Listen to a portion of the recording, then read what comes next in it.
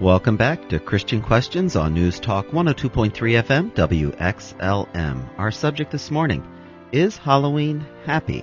To be a part of our program, call 860-442-6102. That's 442-6102. And Jonathan, we are looking at some of the deepest roots of Halloween that we can find. We're looking at it from a pagan perspective. And just, as a Christian, looking in on the pagan perspective, obviously we're going to see things that we're going to go, huh? Exactly. And there's quite a few in those few paragraphs that we read just before the break. One of the things that sort of struck me is that this was to allow the order of society, because it was highly structured and organized, to allow that order to be psychologically comfortable. The Celts knew there had to be a time when order and structure were abolished and chaos could reign. That doesn't sound so good. Yeah. Well, but think about it. If you ask the question, is Halloween happy? I'm sure that the people in society would have been like, hoo-hoo! Let's go crazy. Yeah, for 3 days. Let's have this time of no time and anything goes sort of thing. And so you have, and maybe we wouldn't call that happy so much as we'd call it, what do you call it when it takes the reins away? Abandoned. There's sort of a reckless abandon in terms of what they do. But the other thing I think that's interesting there is that the time of year was chosen because they said that this was a time when the veil between this world and the world of the ancestors was drawn aside. The world of the dead. Yeah. And you could have contact. So again, do you look at that as happy? Now, what they're saying is, this was a joyous time because you could, if you were prepared, you could walk into that spirit realm in this period of time because this veil was thinner, is the way they describe it, and have contact with those of your loved ones. Now, I suppose you can say to me, that's creepy.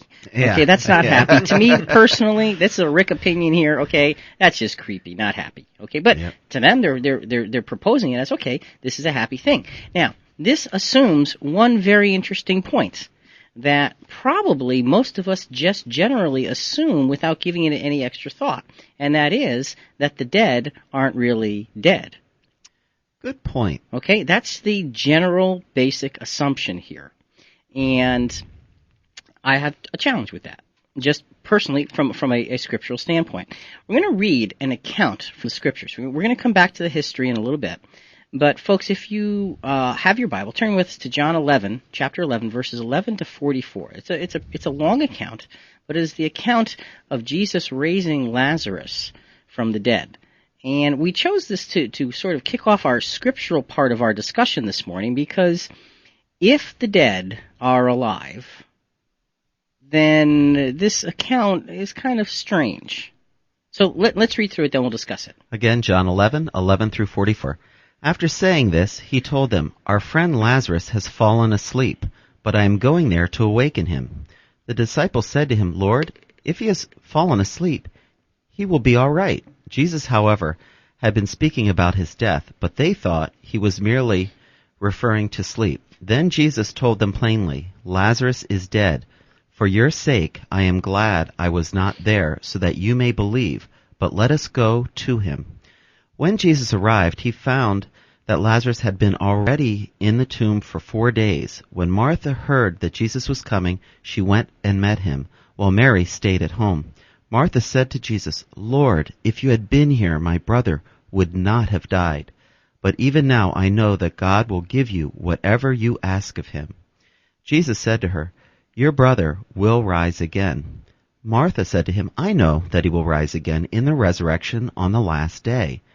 Jesus said to her, "I am the resurrection and the life. Those who believe in me, even though they died, will live. And everyone who lives and believes in me will never die. Do you believe this?" She said to him, "Yes, Lord, I believe that you are the Messiah, the Son of God, the one coming into the world."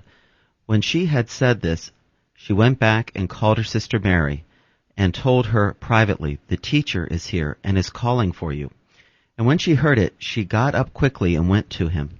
Now Jesus had not yet come to the village, but was still at the place where Martha had met him.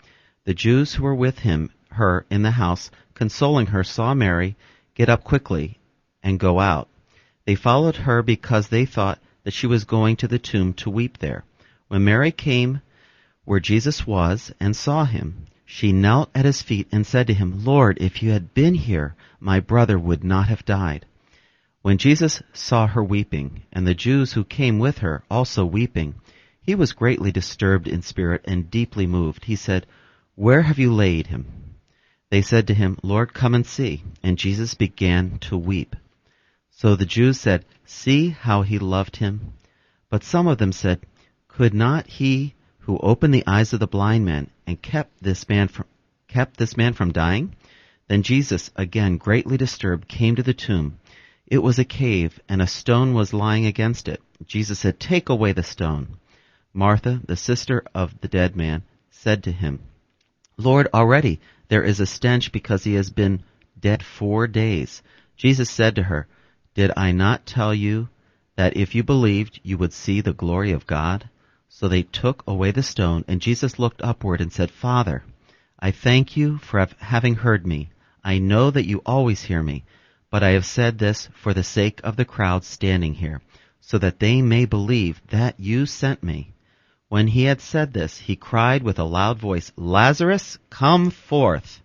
And the dead man came out, his hands and feet bound with straps of cloth, and his face wrapped in cloth. Jesus said to them, "Unbind him and let him go." There's some pretty dramatic stuff happening there. But the reason that, Jonathan, I think that we need to just take a few minutes and talk about this account is because it's talking about a guy who died. Okay, now the first thing is we know that Lazarus was dead for 4 days in this account because his sister says, don't go in there because he's begun to decay. Okay? Yep. Jesus speaks of Lazarus' death as sleep. And, when he originally says this to his followers, Lazarus is sleeping, I'm going to wake him up. They're going, whoa. Isn't it good that he's sleeping? He's sick. He needs his sleep. Let him rest. They say, no. He's saying, I'm just telling you Lazarus is dead. So he's likening death to sleep. Right. Okay? So Jesus knew he could raise him from the dead through the power of God. And the death of Lazarus caused great grief to his friends and family, okay? Yes. Because death is a sorrowful occasion. And Jesus being one of those friends. Right. He was a very close friend of Lazarus and vice versa. Interesting thing. Now, if Lazarus went somewhere, okay? Mm-hmm. Because, again, many of us believe that when you die, you go someplace. And that was for 4 days, right? Right. Did Jesus reverse the journey? Okay, where had he been? Where did he go? And did Jesus reverse the journey? Now, Lazarus, I would say, now this is probably speculation, but he must have been a pretty good man. Well, if he was a friend of Jesus, I would assume so. Well, yeah, because Jesus he was somebody whose house Jesus would stay at frequently, and there was a mutual support going on there, okay? So, most believe then his destiny would have been going to heaven. Most do believe that. So, if Lazarus was on his way, or there already, did Jesus call him out? An interesting thought. It's a good question. Okay, it's a good question. We're going to come back to that a little later. One more thing on this that I actually just caught as you were reading it this time, way up in verse 25. It says, Jesus said to her, "I am the resurrection and the life." He says, "Those who believe in me, even though they die, will live." So he's saying, those who believe in me will live after they die. So the implication is, if you don't believe in him,